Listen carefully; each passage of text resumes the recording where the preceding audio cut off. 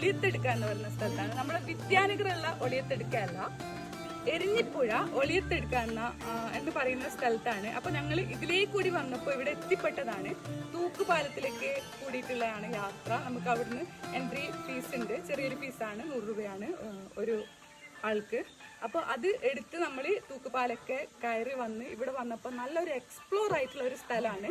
നല്ലൊരു അറ്റ്മോസ്ഫിയർ, അതായത് പുഴയുണ്ട്, ആ പുഴയിൽ കുറേ പാറകളും ഒക്കെ കണ്ട് ആസ്വദിക്കാം. നമുക്ക് ഇറങ്ങി ആസ്വദിക്കാൻ പറ്റില്ല, അമ്മാതിരിയുള്ള വൈബാണ്. കപ്പിൾസിനായാലും ബാച്ചിലേഴ്സിനായാലും ഫാമിലിക്കായാലും ഒരുപോലെ വന്ന് നിൽക്കാവുന്ന, ഒരുപോലെ നല്ല ധൈര്യമായിട്ട്. എന്താ വെച്ചാൽ ഇവിടെ വേറെ മറ്റ് ആക്ടിവിറ്റീസ് ഒന്നും ഇവിടെ അവൈലബിൾ അല്ല. അപ്പോൾ അതുകൊണ്ട് തന്നെ ആർക്കും തന്നെ നല്ല ധൈര്യമായിട്ട് നിൽക്കാൻ പറ്റിയ ഒരു സ്ഥലമാണ്. കുറേ കോട്ടേജസും കാര്യങ്ങളൊക്കെ ഉണ്ട്. പുതിയതായതുകൊണ്ട് തന്നെ കുറച്ചൊക്കെ വന്നുകൊണ്ടിരിക്കുന്നുണ്ട്. 8 കോട്ടേജ് അവൈലബിൾ ആണെന്നാണ് ഇവിടുത്തെ മാനേജർ പറഞ്ഞിട്ടുള്ളത്. അപ്പോൾ നമുക്ക് ഇവിടുത്തെ മാനേജറിലേക്ക് പോവാം. ഇവിടെ എങ്ങനെയാണ് ഇത് എന്താണെന്നുള്ളത് എനിക്ക് ശരിക്കും പറഞ്ഞാൽ മനസ്സിലാക്കി.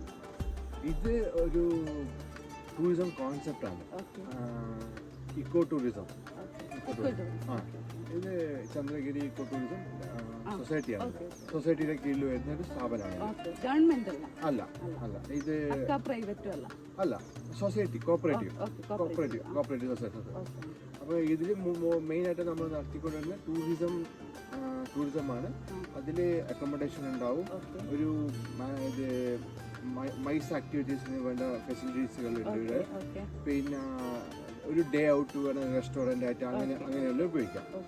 ഞങ്ങൾക്കിവിടെ ഇല്ലത് ഇപ്പം 8 കോട്ടേജസുകളാണ്. അതല്ലാതെ ഒരു ഗസ്റ്റ് ഹൗസ് ഉണ്ട്. അത് ഉദ്ദേശിക്കുന്ന ഒരു ഫാമിലിക്ക് വന്നിട്ട് നിൽക്കാൻ വേണ്ടിയിട്ടാണ്. അഫോർഡബിൾ ആണ്. അതായത് നമുക്ക് ഇവിടെ വന്ന് താമസിക്കാൻ ഇപ്പോ കുറെ പേർക്ക് ക്യാഷിന്റെ ഒക്കെ ബുദ്ധിമുട്ടുണ്ട്. അതല്ലാവർക്ക് ഇപ്പൊ ഒരു ടൂറിസം, ഒരു വൈബ് ഒക്കെ എടുക്കണമെന്നുണ്ടെങ്കിൽ അവർക്ക് ഇവിടെ വന്ന് താമസിക്കാൻ പറ്റുന്ന ആ ഒരു സിറ്റുവേഷൻസിലുള്ള ആ ഒരു അക്കോമഡേഷനും ആ ഒരു പ്രൈസ് ഒക്കെയാണോ ഇവിടെ ഉള്ളത്? അതെ, നമ്മളുടെ പ്രൈസ് നല്ലോണം അധികമൊന്നുമില്ല.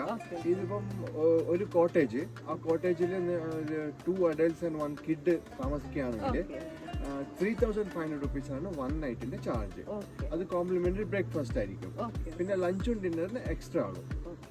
അപ്പോൾ മറ്റേ വേറെ 8 കോട്ടേജസ് ഉണ്ട്.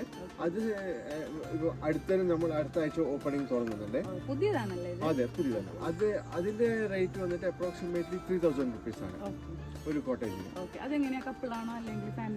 അത് കപ്പിളാകാം, ഞാൻ പറയുന്ന ഫാമിലീസ് ആകാം, നമ്മുടെ ഇഷ്ടം പോലെ സെലക്ട് ചെയ്യുന്ന പോലെ. പക്ഷെ അത് അവിടെയും ഒരു കിങ് സൈസ് ബെഡ് ഉണ്ടാവും, ഡബിൾ ബെഡ് ഉണ്ടാവും. അതിൽ നിങ്ങൾക്ക് 3 പേര് താമസിക്കാം. ഒരു കുട്ടിയും വേണം, 2 അഡൽട്ടും. പിന്നെ എക്സ്ട്രാ ഒരു ബെഡ് വരും, അതിൽ ഒരു അഡൽട്ടിനോ ഇല്ല ഒരു കുട്ടിക്കോ താമസിക്കാം. പിന്നെ ഒരു കാര്യം വെച്ചിട്ടുണ്ടെങ്കിൽ ബാച്ചിലേഴ്സ് ഒക്കെ വരുന്നുണ്ടല്ലോ. അപ്പൊ ബാച്ചിലേഴ്സിനൊക്കെ ഇവിടെ അവൈലബിൾ ആണോ, അല്ലെങ്കിൽ ബാച്ചിലേഴ്സ് അവൈലബിൾ ആണ്. പിന്നെ അല്ലാതെ വേറെ ആക്ടിവിറ്റീസും കാര്യങ്ങളും അതൊന്നും ഇല്ലല്ലോ. നല്ല നീറ്റും ഇതായിട്ടുള്ള സ്ഥലമല്ല. അതെ അതെ അതെ, ആർക്കും ഫാമിലിക്ക് എല്ലാവർക്കും വരാം. എല്ലാവർക്കും ഒരുമിച്ച്. അതെ അതെ, ഇതിന്റെ അകത്ത് ഞങ്ങൾ അത് അൺഎത്തിക്കലായ ഏത് ആക്ടിവിറ്റീസും ഞങ്ങൾ പെർമിഷൻ ഇല്ല. ഫോർ എക്സാമ്പിൾ ഇതൊന്നും ഇവിടെ അലൗഡ് അല്ല. പ്യൂർ ഫാമിലി ഒരു എന്റർടൈൻമെന്റിന് ഒരു ഡേ ഔട്ടിംഗ് സ്ഥലമാണ്. പുറത്തേക്ക് ഫുഡ് അലൗഡ് അല്ല. ഞങ്ങൾക്ക് ഇവിടെ റെസ്റ്റോറന്റ് ഉണ്ട്. ആ റെസ്റ്റോറന്റിലായിരിക്കും നമ്മള് മെനു പ്രകാരം അല്ല നിങ്ങൾ ചോദിക്കുന്ന പ്രകാരം ഞങ്ങൾ ഫുഡ് ഉണ്ടാക്കി കൊടുക്കാം. വെജ്, നോൺ വെജ് എല്ലാം ഉണ്ട്. ഞാൻ എല്ലാവരിലേക്കും ഇത് എത്തിക്കുന്നതായിരിക്കും. ഞാൻ ഫസ്റ്റ് ആയിട്ടാണ് വന്നത്, അപ്പൊ ഒന്ന് അറിയണമെന്നുണ്ടായിരുന്നു.